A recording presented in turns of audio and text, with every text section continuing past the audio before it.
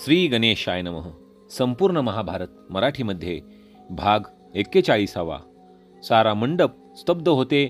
मत्स्ययंत्राचा घरघर असा मंद ध्वनी मात्र उठत होता. कृष्ण व बलराम लक्ष देऊन पाहत होते. तो मंडप, ती मधली गोल रिकामी जागा, ते पात्र, तो अर्जुन, ते वर नेम लावलेले धनुष्यबाण, तो खाली एकटक पाहणारा विप्रवेशधारी अर्जुन, सर्व काही एखाद्या चित्रासारखे तटस्थ दिसत होते. मंडपाच्या बाहेरच्या लोकांचेही बोलणे आता थांबले होते. द्रौपदीच्या मनाची अवस्था विद्ध होऊन पाहणाऱ्या मत्स्ययंत्रासारखी झाली होती. तिच्या हातात वरमाला होती. तिचे फुले जणू अधिकच उमललेली होती. त्या फुलांचा सुगंध द्रौपदीच्या निज सुगंधात लुप्त होत होता. मनोदेवता काय सांगत होती? तिने द्रुपदाकडे पाहिले. पित्याची मुद्रा संभ्रमात होती. तिने भावाकडे पाहिले. तो कर्तव्यनिष्ठ बंधू दीडमूड दिसत होता. क्षत्रिय राजे निरुपायाने गप्प होते. अर्जुनाची ओळख फक्त कृष्ण बलरामांनाच होती. द्रौपदीने क्षणार्ध कृष्णाकडे पाहिले. त्याने हळूच अभय दर्शवण्यासाठी आपला कमल सदृश्य हात किंचित वर उचलला. नेत्रांनीच त्याने तिला मन शांत करण्याचा संदेश दिला. बलरामाने मानेनेच होय असे दर्शवले. द्रौपदीला का कोण जाणे एकदम धीर आला आणि इतका वेळ स्तब्ध असणाऱ्या त्या निश्चल अर्जुनाच्या हातातील त्या प्रचंड धनुष्यापासून एकच बाण सुटला व त्याने त्या मत्स्ययंत्रातील माशाच्या नेत्राचा वेध घेतला. मग एकामागून एक 5 बाण त्याने त्याच नेत्रात नेमके मारले. जणू 5ही पांडवांची मिळून ते 5 बाण एक एक करून त्याने एकट्यानेच मारले. सर्वत्र विलक्षण शांतता पसरली आणि एकदम जय जयकार व निर्भत्सना यांचे मिश्र ध्वनी उठले. ब्राह्मणाचा जय जयकार वारंवार होत होता, पण क्षत्रिय राजे संतप्त झाले. द्रौपदी, ती अयोनिजा श्यामला सुंदर कन्या, आपली वरमाला हाती घेऊन पुढे झाली आणि दृष्टद्युम्नाबरोबर ती अर्जुनापर्यंत हळूहळू आली. तिने आदराने त्याच्या गळ्यात वरमाला घातली आणि कुठून कशी पुष्पवृष्टी झाली ते कौरवादिकांना कळले नाही. इंद्राने अवकाशातून अर्जुन व द्रौपदी यांच्यावर दिव्य सुमनांचा वर्षाव केला. वाद्य वाजू लागली.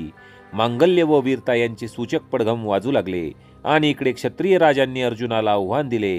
हा ब्राह्मणाचा पोरगा, आमची क्षत्रियांची अत्यंत दुर्लभ कन्या सर्वांचा पराभव करून सर्वांच्या डोळ्या देखत पळवतो म्हणजे काय? कर्णाने तर आता अर्जुनाला युद्धाचे आव्हान दिले. आपणच विप्रच आहोत असेच अर्जुनाने सांगितले. राजांनी द्रुपदाच्या विरुद्ध युद्ध पुकारले. त्यावेळी द्रुपद पांडवांसच शरण गेला. त्यांच्या क्षत्रियांकडून वध होऊ नये म्हणून त्याने त्यांना विनंती केली. त्यावेळी विप्र म्हणू लागले, आम्ही राजांचे पारिपत्य करतो, द्या आम्हाला शस्त्रे. हरणाजीने झटकीत ते उठले, पण अर्जुनाने म्हटले, विप्र हो, ते तुमचे काम नाही, माझेच काम आहे. भीमाने तर बाहेर जाऊन एक झाड उपटून आणले व त्याची पाने काढून टाकून जाड बुंदा हातात घेतला. तो अर्जुनाजवळ असा उभा राहिला की सर्व क्षत्रियांना वाटले, आता जर युद्ध झाले तर आपली धडगत नाही. हा राक्षस आहे तरी कोण आहे? दुर्योधनाने कर्णाला विचारले. अहो अंगराज, एवढा मोठा वृक्ष उपटून आणण्याचे बळ फक्त जरासंध, भीम व बलराम यांच्यातच आहे. हा कोणीतरी मायावी राक्षसच ब्राह्मण वेशात आलाय, नाहीतर हे दोघे भीमार्जुन असू शकतात, पण खात्री वाटत नाही मला त्यांची. तेवढ्यात सर्वांनी त्या दोघांवर शरवर्षाव सुरू केला. द्रुपदाचे सैन्यही राजांवर मारा करू लागले. द्रौपदी सुरक्षितपणे भीमार्जुनांजवळ उभी होती. पांडवांपैकी जे तिघे ब्राह्मणांच्या मेळाव्यात बसले होते ते म्हणजे धर्मराज, नकुल व सहदेव, हे तिघेही धर्माच्या विचाराने तेथून पटकन सटकले व मंडपातून निघून गेले. कुंभाराच्या घरी ते गेले. त्यावेळी कुंती वाटच पाहत बसली होती. झालेला प्रकार त्यांनी कुंतीला सांगितला. ते सर्वजण घरी थांबून राहिले. पराक्रमी भीमार्जुनावर जरी आईचा भरोसा होता तरी काळजी वाटतच होती. इकडे शल्याने भीमाशी महायुद्ध, मल्लयुद्ध सुरू केले. त्यात भीमाने त्याला आपटले तेव्हा सर्वजण खदाखदा हसू लागले. अर्जुन ब्राह्मण आहे तेव्हा आपला त्याच्यावर प्रभाव पडणार नाही हे लक्षात घेऊन कर्णाने युद्ध केले नाही. नाहीतरी आपल्याला सूतपुत्र म्हणून हिनवून द्रौपदीने विवाहास नकारच दिला आहे. मग ना लफाना ना मान अशा परिस्थितीत युद्ध करून कशाला अवलक्षण करून घ्या असा त्याने विचार केला. जेव्हा सर्व क्षत्रियांचा अर्जुनाने पराभव केला तेव्हा मंडप रिता पडू लागला.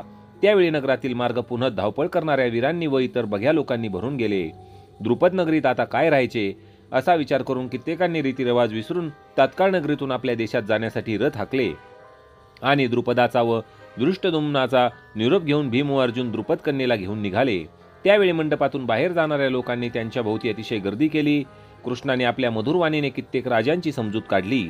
द्रौपदी ही आता न्यायानेच या ब्राह्मणाला मिळाली आहे, त्याच्याशी युद्ध करणे योग्य नाही. तुमचा पराक्रम मत्स्ययंत्र भेद करण्यात दाखवायचा होता, आता चिडून काय उपयोग? व्यर्थ प्राणांस मुकाल. सरतेशेवटी ब्राह्मणांचीच या स्वयंवरात सरशी झाली असे म्हणत सारे लोक निघून गेले. ती राजकन्या मार्गाने आता पायीच वीर अशा अर्जुनासह निघाली. महाकाय भीम त्यांच्यासह होताच.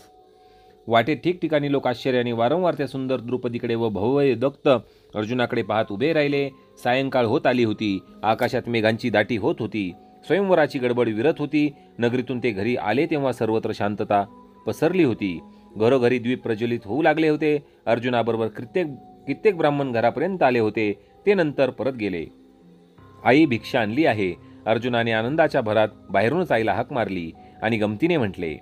द्रौपदी हीच भिक्षा आहे हे त्याच्या मनात नव्हते, पण आत असलेल्या कुंतीने नित्याप्रमाणे हे दोघे आले असतील व भिक्षा आणली असेल असे मनाशी धरले. धर्माने तिला सांगितले होते की द्रुपद कन्येने अर्जुनाला वरले आहे. स्वयंवर संपले आहे. राजे लोक अर्जुनाशी युद्ध करीत आहेत. तरी पण द्रौपदीविषयी अर्जुन रीतीप्रमाणे समोर येऊन दोघांनी वंदन करून आई ही तुझी स्नुषा द्रुपद कन्या याज्ञसेनी आहे असे म्हणेल असाच तिचा अंदाज होता. पण जेव्हा आई भिक्षा आणली आहे अशी अर्जुनाची हाक आली तेव्हा तिला वाटलं की खरंच हा नित्याप्रमाणेच सांगतोय आणि सवयीप्रमाणे ती पटकन म्हणाली, बरे तर 5 जणात वाटून घ्या. तोपर्यंत अर्जुन त्याच्या मागोमाग भीम व द्रौपदी कुंभाराच्या त्या घरात आली. तिला पाहताच कुंती चपापली. पुढे होऊन पटकन द्रौपदीने सासूबाईंना आदराने प्रणाम केला.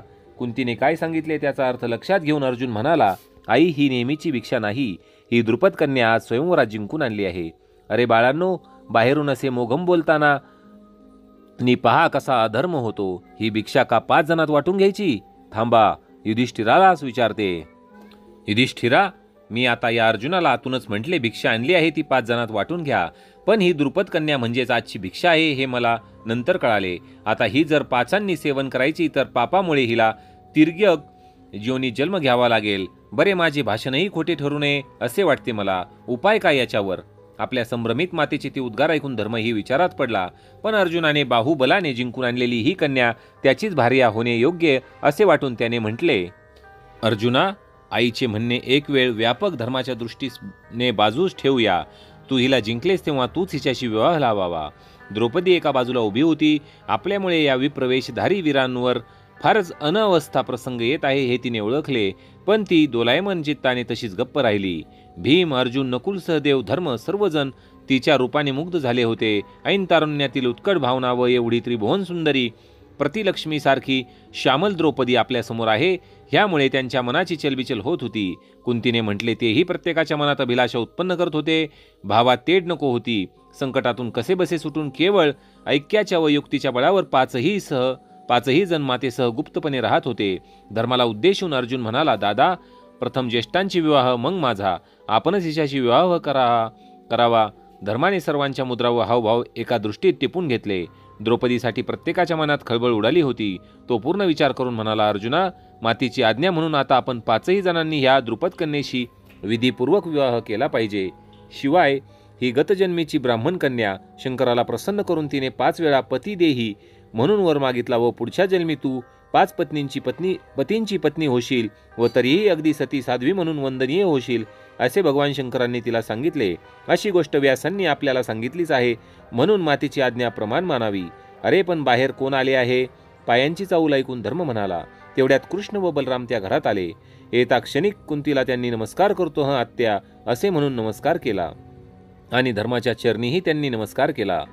श्रोतेजन हो, त्यावेळी धर्माला कृष्णाने आपली ओळख करून दिली. मी कृष्ण, हा बलराम, माझा मोठा भाऊ. वसुदेव हे आमचे पिता, कुंती ही आमची आत्या. आम्ही तुम्हाला ओळखले होते, पण गुप्तता तशीच ठेवली होती.